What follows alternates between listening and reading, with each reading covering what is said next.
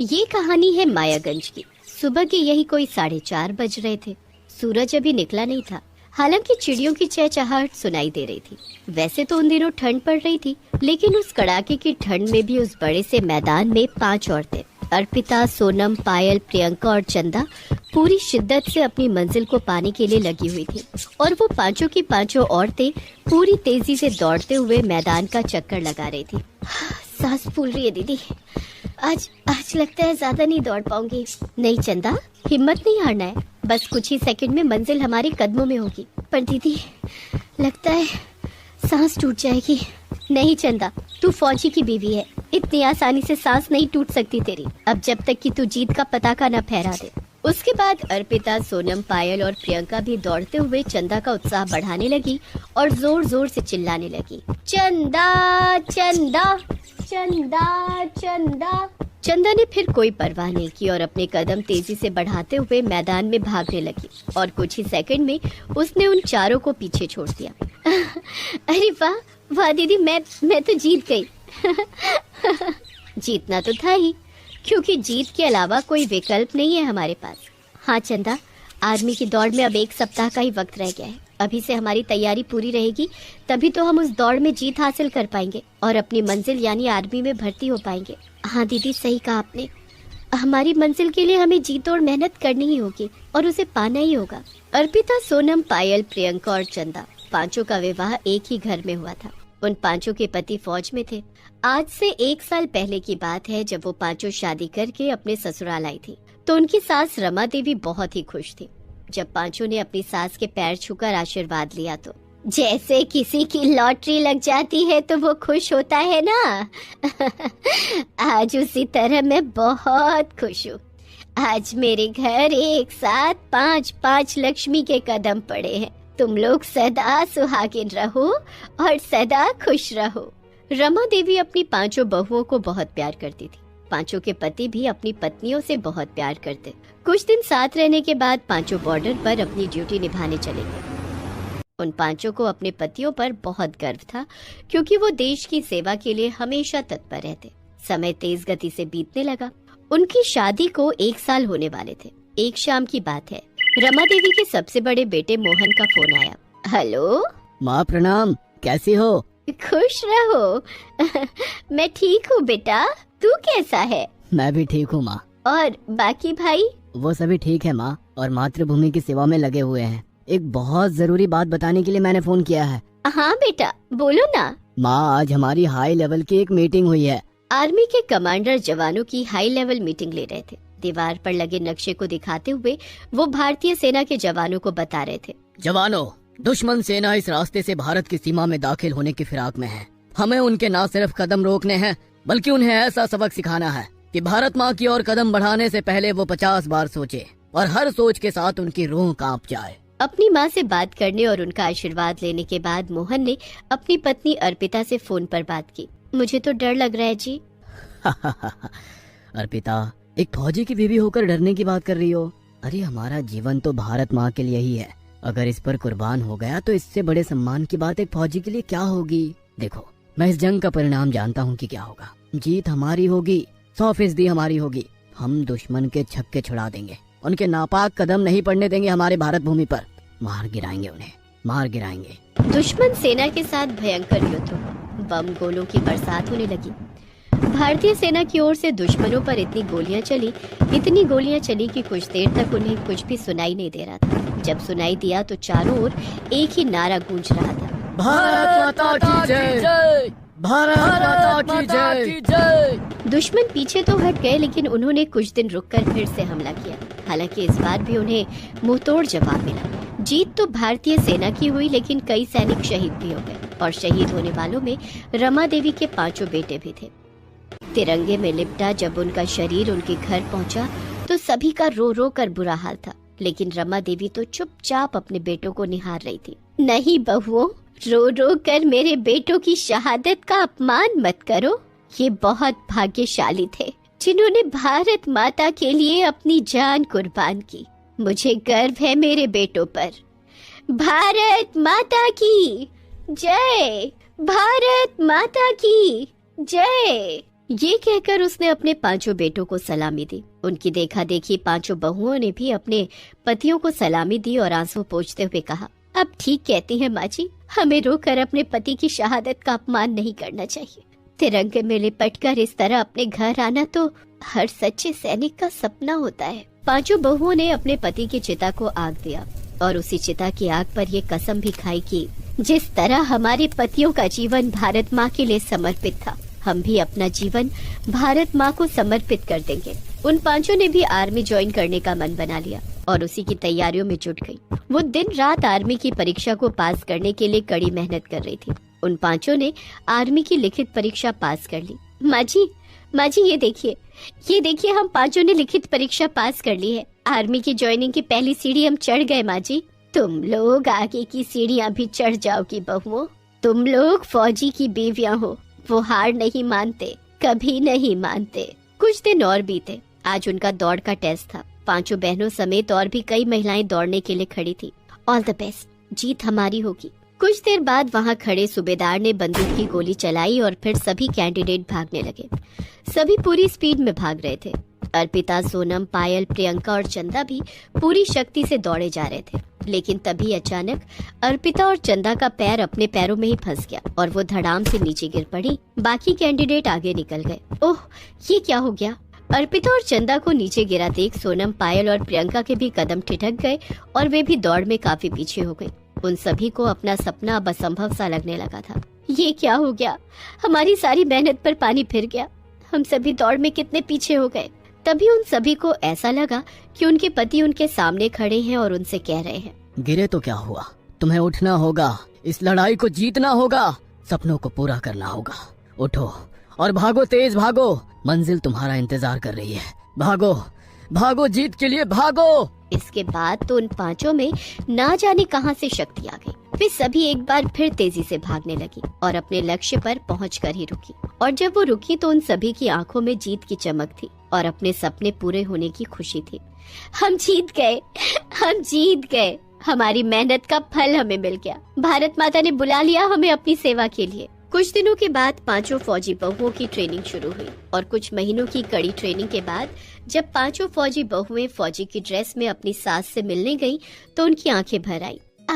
आज मैं बहुत खुश हूँ, बहुत ही खुश। ऐसा लग रहा है जैसे कि मेरे पांचों बेटे फिर से लौट आए हैं भारत माता की सेवा करने के लिए। माँ जी, हमें आशीर्वाद दीजिए कि देश सेवा के लिए हमारी जान भी चली जाए तो हम उफ तक ना करें। मातृभूमि हमारे लिए सर्वोपरि हो।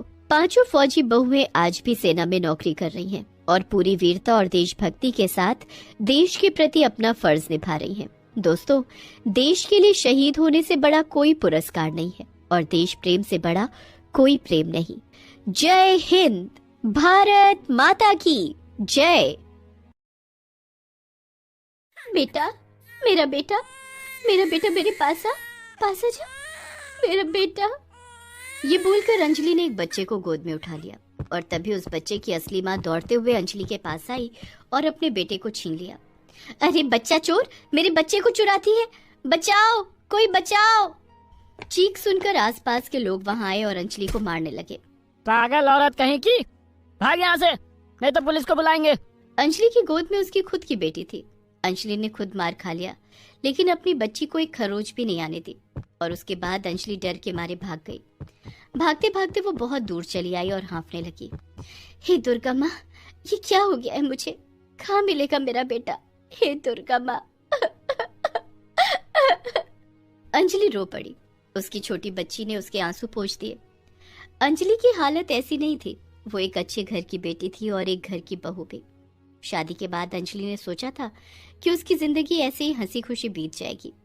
मैंने तो इस चीज का सपना देखा था, मेरी शादी होगी, 2 बच्चे होंगे, एक खुशहाल परिवार होगा। लेकिन अंजलि का सपना टूट के चूर चूर होने वाला था, ये वो नहीं जानती थी। उसका पति रमेश अच्छा इंसान नहीं था। उसकी सास बिमला भी बहुत बदमाश थी। शादी की रात को अंजलि सो गई और फिर रमेश अंजलि के पास से उठ गया और सीढ़ियों से होते हुए छत के ऊपर एक छोटे से कमरे में चला गया और धीमी आवाज में किसी को बुलाने लगा। पल्लवी, दरवाजा खोलो। पल्लवी, पल्लवी। एक औरत ने दरवाजा खोला। अरे आप आ गए, वो सो गई है क्या? हाँ वो सो गई है, चलो अंदर चलो, माँ आती ही होगी। कुछ ही देर में बिमला भी वहां आ गई और तीनों आपस में बातें करने लगे। पल्लवी बेटा तू चिंता मत कर, बस 1 साल की बात है, हमें अपने वंश का चिराग मिल जाएगा और फिर हम उस लड़की को इस दुनिया से हटा देंगे। माँ आपने भी क्या दिमाग पाया है। अरे आखिर माँ किसकी है? पल्लवी रमेश की पहली बीवी है। बिमला पल्लवी को बहुत पसंद करती है। उसने खुद पल्लवी से रमेश की शादी करवाई थी, लेकिन उसके बाद पता चला कि पल्लवी कभी भी मां नहीं बन सकती। अब क्या करूं, पल्लवी मुझे बहुत पसंद है, उसे घर से भगा तो नहीं सकती। वही तो, मुझे भी पल्लवी बहुत पसंद है, मैं उसे नहीं खो सकता। मेरे पास एक आइडिया है, सुन। बिमला ने रमेश और पल्लवी से कुछ कहा, दोनों खुश हो गए। उसके बाद बिमला ने अंजलि के साथ रमेश की शादी करवा दी और पल्लवी छत के ऊपर बने हुए छोटे से कमरे में छुप गई। बिमला ने अंजलि से कहा, देखो बहू, मेरे कहने के मुताबिक काम करना और हाँ, छत वाले कमरे में कभी भी मत जाना। ठीक है माँ, जैसी आपकी मर्जी। अंजलि खुशी खुशी घर के काम करने लगी और सब लोगों के खाना खाने के बाद बिमला पल्लवी के लिए खाना ले जाने लगी। बस 1 साल की ही बात है, अंजलि को बेटा हो जाएगा और फिर उसका काम खत्म। ऐसे ही दिन बीतने लगे। कुछ ही दिनों के अंदर अंजलि गर्भवती हो गई। अंजलि बहुत खुश हुई, उसका सपना जो पूरा होने वाला था। लेकिन उसे तो इन सब के बारे में कुछ पता ही नहीं था। गर्भवती अवस्था में भी वो काम करने लगी। बिमला भी उसे खरी खोटी सुनाने लगी। कुछ दिनों के बाद बिमला ने देखा कि अंजलि का पेट कुछ ज्यादा ही फूलने लगा है। बिमला ने दाई माँ को बुलाया। दाई माँ, आप इन सब मामलों में माहिर हो, जरा देख के बताओ इसका पेट इतना क्यों फूल रहा है। दाई माँ ने अंजलि का पल्स चेक किया और फिर बाहर आकर बिमला से कहा, तेरी बहू के पेट में 2 बच्चे हैं, एक लड़का और एक लड़की। लड़की? सत्यानाश। लड़की सुनते ही बिमला को झटका लगा। रमेश ने ये सुनकर कहा, चिंता मत करो माँ, अंजलि के साथ साथ उस बच्ची को भी ठिकाने लगा देंगे। उधर अंजलि दुर्गा माँ की पूजा में व्यस्त हो गई। हे दुर्गा माँ, मेरे पेट में पल रहे बच्चे का ख्याल रखना, आप तो दयालु हो, हमारे परिवार के ऊपर हमेशा दया बनाए रखना। अंजलि बचपन से ही दुर्गा माँ की पूजा करती आई है, इसीलिए आज भी दुर्गा माँ पर उसका विश्वास अटूट है। ऐसे ही 9 महीने बीत गए। एक रात को अंजलि सो रही थी, अचानक से उसके पेट में बहुत दर्द होने लगा। उसे लेबर पेन शुरू हो गया, उसकी नींद टूट गई। उसने देखा कि रमेश उसके पास नहीं है। आप कहाँ हो? कहाँ हो आप? अंजलि बिस्तर से उठ गई। दर्द से तड़पते हुए वो कमरे से बाहर गई और ऐसे ही पूरे घर में अपने पति और सास को ढूंढने लगी। कहाँ है ये दोनों? कहीं ऊपर के कमरे में तो नहीं? अंजलि सीढ़ी चढ़ते हुए ऊपर के कमरे के बाहर चली आई और बाहर से उसे तीनों की आवाज सुनाई दी। पल्लवी बहू, और 1-2 दिन अंजलि का बेटा पैदा हो जाएगा और फिर उसको हम यहाँ से भगा देंगे। उसके बाद उस बेटे को तुम ही बड़ा करना। उस अंजलि को तो ये भी पता नहीं कि मैं पहले से शादीशुदा हूँ। बस, और मैं इस कमरे में नहीं रह पा रही, और कुछ दिन बस। अंजलि को सब कुछ समझ में आ गया। वो भागने के लिए सीढ़ी से नीचे उतरने लगी, लेकिन वो किसी चीज से टकरा गई और जोर से एक आवाज हुई। अरे, ये कैसी आवाज है? कहीं अंजलि तो नहीं? तीनों बाहर चले आए और तीनों ने अंजलि को देख लिया। अंजलि भागने लगी। वो घर से निकलकर बाहर दौड़ने लगी। तीनों भी उसके पीछे पीछे दौड़ते रहे। ऐसे ही अंजलि एक जंगल में पहुंच गई और तभी उसके पेट का दर्द 10 गुना बढ़ गया। वो दौड़ नहीं पाई, वो वहीं पर सो गई। वो तीनों भी वहां पहुंच गए और फिर दर्द से तड़पते हुए अंजलि ने अपने बेटे को जन्म दिया। भगवान का लाख लाख शुक्र है कि पहले बेटा हुआ। रमेश, अब इसका काम खत्म कर दे, ये सब कुछ जान चुकी है, इसे मार दे, इसकी बेटी भी पेट में ही मर जाएगी। रमेश ने एक डंडा लिया और अंजलि के सर के पीछे जोर से मारा। अंजलि बेहोश हो गई, लेकिन तीनों को लगा कि अंजलि मर गई है। पल्लवी ने बेटे को गोद में उठा लिया और वो तीनों वहां से चले गए। बेहोश अवस्था में अंजलि दुर्गा माँ को बुलाने लगी और तभी वहां अचानक से 9 नर्स आ गई। अरे, ये औरत यहाँ खून में लिपटी हुई क्यों पड़ी है? चलो उसकी मदद करते हैं। उन नर्सों ने मिलकर बेहोश अंजलि का पेट काटकर उसकी बेटी को बाहर निकाला। अंजलि को थोड़ी ही देर में होश आ गया, लेकिन तब तक सारी नर्स वहां से जा चुकी थी। अंजलि ने देखा कि उसकी बेटी उसके गोद में है। सर पर चोट लगने के कारण अंजलि पागल सी हो गई थी, लेकिन उसे याद रहा कि उसका एक बेटा भी है।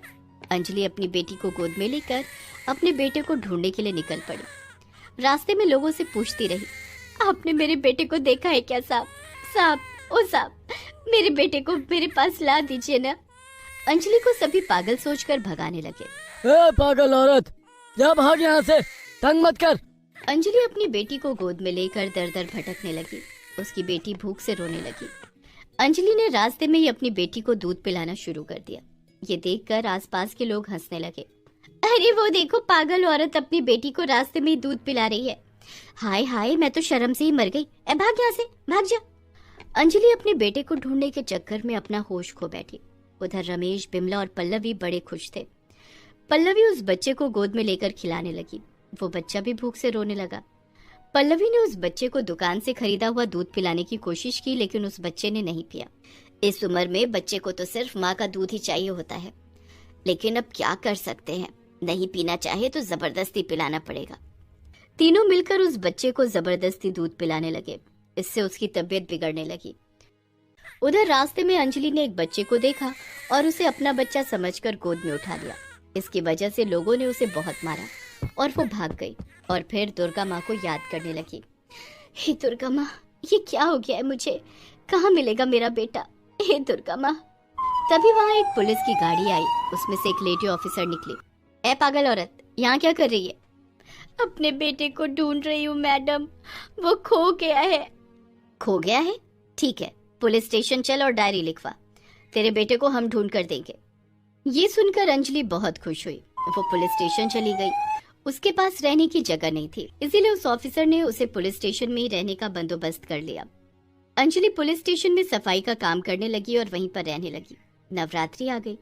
अंजलि नवरात्रि का व्रत रखने लगी और वहीं पर दुर्गा माँ की पूजा भी करने लगी। उधर एक दिन पल्लवी उस बेटे को कमरे में सुलाकर नहाने गई और तभी वो बच्चा रेंगते हुए घर से बाहर निकल गया और रेंगते हुए घर से कुछ दूर चला गया, जैसे कि उसे कोई बुला रहा हो। और तभी वो लेडी ऑफिसर गाड़ी में वहां पर आ गई। गाड़ी रोककर उसने उस बच्चे को गोद में उठा लिया। ये छोटा बच्चा यहाँ क्या कर रहा है? इसकी माँ कहाँ है? तभी पल्लवी, रमेश और बिमला दौड़ते हुए वहां आए। मैं हूँ इसकी माँ, मुझे दीजिए, आजा बेटा, मेरे पास आजा। लेकिन वो बच्चा मुंह फेरने लगा। ये आपका बेटा है तो आपके पास जा क्यों नहीं रहा है? मुझे डाउट हो रहा है, चलिए मेरे साथ पुलिस स्टेशन। लेडी ऑफिसर ने तीनों को गाड़ी में बिठा लिया और पुलिस स्टेशन लेकर गई। और तभी उस बच्चे ने अंजलि को देखा। अंजलि ने बच्चे को देखा। दोनों ने पहले कभी एक दूसरे को नहीं देखा था, लेकिन वो कहते हैं ना, माँ और बच्चे के बीच में एक कनेक्शन होता है और उसी कनेक्शन के जरिए दोनों एक दूसरे को पहचान गए। मेरा बेटा, माँ। वो बच्चा तुरंत अंजलि के पास चला गया। अपने बेटे को गोद में लेकर अंजलि बहुत रोने लगी। तभी रमेश, बिमला और पल्लवी अंजलि को देखकर चौंक गए। ये अभी भी जिंदा है? आज तो मैं इसे नहीं छोड़ूंगा। रमेश अंजलि को मारने के लिए आगे बढ़ा और तभी एक चमत्कार हो गया। वो लेडी ऑफिसर दुर्गा माँ में बदल गई।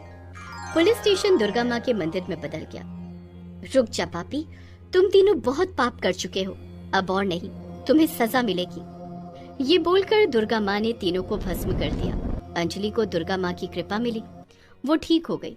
उसे घर, धन, दौलत और अपने दोनों बच्चे सब कुछ मिल गया और उसके बाद वो खुशी खुशी रहने लगी। दोस्तों, आप हमारे चैनल को जरूर सब्सक्राइब करें